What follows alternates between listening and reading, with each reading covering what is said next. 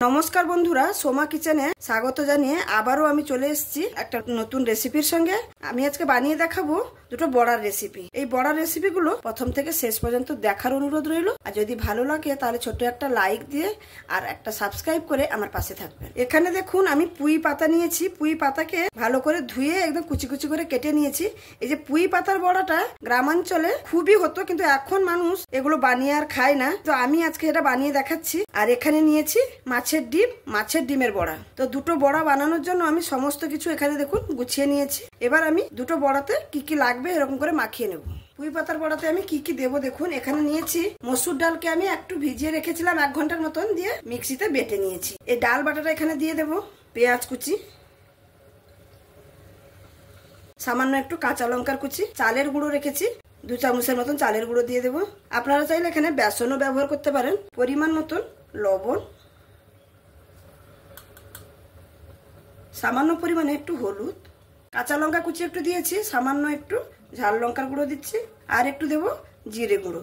এবার সবার শেষে আমি সামান্য একটু কালো জিরে দেব। এবার দেখুন সমস্ত কিছু দেওয়া হয়ে গেছে। এবার আমি হাতের সাহায্যে ভালো করে মাখিয়ে নেবো। এখানে কিন্তু জল ব্যবহার করব না, প্রথমে একটু হাতের সাহায্যে এরকম চেপে চেপে মাখিয়ে নেব। আমার পুঁই পাতাটা মাখানো হয়ে গেছে। এবার আমি এটাকে সাইডে রেখে মাছের ডিমটাকে মাখিয়ে নেব। এখানে আমি মাছের ডিমটা নিয়ে নিয়েছি। এবার মাছের ডিমটা মাখানোর জন্য এখানে পরিমাণ মতো লবণ দিয়ে দেব, সামান্য একটু ঝাল লঙ্কার গুঁড়ো, 1 চামচের মতন আদা রসুনের পেস্ট। এই আদা রসুনের পেস্টটা দিলে এই মাছের ডিমের বড়াটা খেতে কিন্তু অসাধারণ লাগবে। এবার আমি এখানে দেব কাঁচা লঙ্কা কুচি। আর বড়া কিন্তু যে কোনো বড়াই একটু ঝাল ঝাল খেতে ভালো লাগে, সেজন্য আমি একটু ঝালের পরিমাণটা বেশি দিয়েছি, আপনারা চাইলে কম দেবেন। তারপরে আমি এখানে দিয়ে দেব পেঁয়াজ কুচি, কর্নফ্লাওয়ার। এখানে বেসন না ব্যবহার করে যদি কর্নফ্লাওয়ার ব্যবহার করা যায় তাহলে মাছের ডিমের বড়াটা খেতে কিন্তু অসাধারণ লাগে। এখানে আমি প্রায় 2 থেকে 2.5 চামচের মতন কর্নফ্লাওয়ার দিয়েছি। দিয়ে আমি এটাকে ভালো করে মাখিয়ে নেব।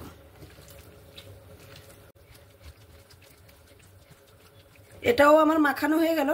এবার আমি বড়াগুলোকে একে একে ভেজে নেব।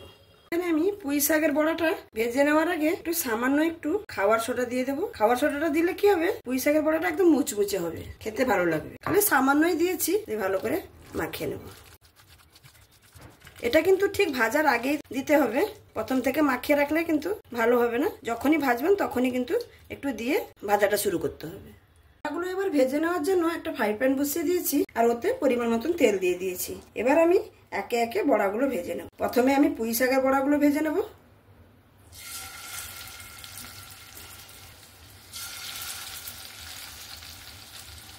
এই বড়াটা আপনারা অবশ্যই একবার বানিয়ে খেয়ে দেখবেন, খুবই সুন্দর লাগে।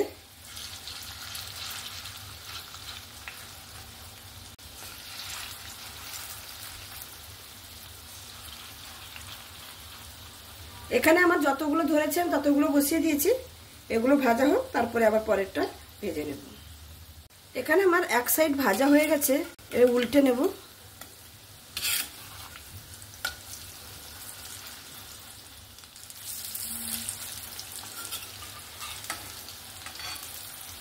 আমি সবগুলোকে উল্টে নিয়েছি, ও সাইডও হতে দেব। গ্যাসের ফ্লেমটা কিন্তু আমি এখন লো টু মিডিয়ামে রেখেছি। আমার বড়াগুলো 2 সাইড সুন্দর উল্টে পাল্টে দেখুন ভেজে নিয়েছে, একদম লাল লাল করে। কত সুন্দর দেখতে হয়েছে দেখুন, আর খেতেও কিন্তু অসাধারণ লাগে। আমি এবার তুলে নেব, আর বাদ বাকিগুলো আমি ভেজে নেব সেম পদ্ধতিতে।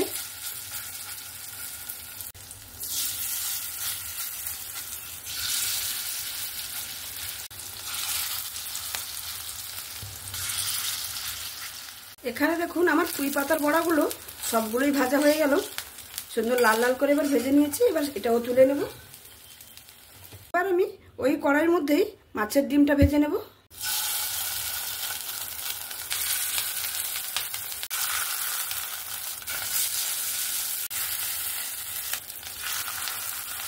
যতগুলো এখানে ধরেছি আমি ততগুলোই দিয়ে দিয়েছি।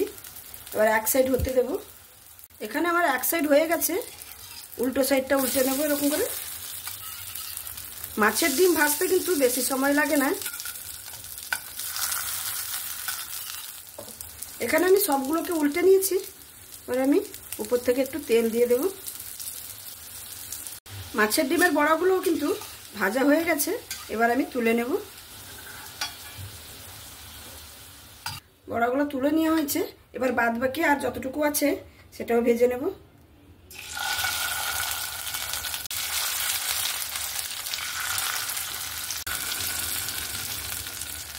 মাছের ডিমের বড়াগুলো সমস্ত ভাজা হয়ে গেল, আমি এবার তুলে নিচ্ছি। তুলে নিয়ে আপনাদের কাছে পরিবেশন করে দেখাচ্ছি। তাহলে বন্ধুরা দেখতেই পেলেন আমার এই দুটো বড়ার রেসিপি, পুঁই শাকের বড়া আর মাছের ডিমের বড়া। মাছের ডিমের বড়া তো সবাই বাড়িতে বানান কম বেশি, আমি যেরকম ভাবে বানিয়েছি সেরকম একবার বানাবেন। আর পুঁই শাকের বড়াটা তো একদম ইউনিক, হারিয়ে যাওয়া একটা রেসিপি, সেই রেসিপিটাও আপনারা অবশ্যই ট্রাই করবেন, কারণ পুঁই শাক তো সবসময় অ্যাভেলেবেল থাকে, একবার এরকম বানিয়ে দেখতে পারেন। তাহলে আমার এই দুটো বড়ার রেসিপি যদি আপনাদের কাছে ভালো লেগে থাকে তাহলে অবশ্যই লাইক, শেয়ার, কমেন্ট এবং সাবস্ক্রাইব করে আমার পাশে থাকবেন। আর যদি খুব ভালো লাগে তাহলে বন্ধু বান্ধবদের সঙ্গেও শেয়ার করবেন। আপনারা সাবস্ক্রাইব করে পাশে থাকলে আমি যখন কোনো নতুন রেসিপি আপলোড করব আপনাদের কাছে সঙ্গে সঙ্গে পৌঁছে যাবে। তাহলে আমি আজকে এখানেই শেষ করছি। আপনারা সবাই ভালো থাকবেন, সুস্থ থাকবেন, সাবধানে থাকবেন। ধন্যবাদ।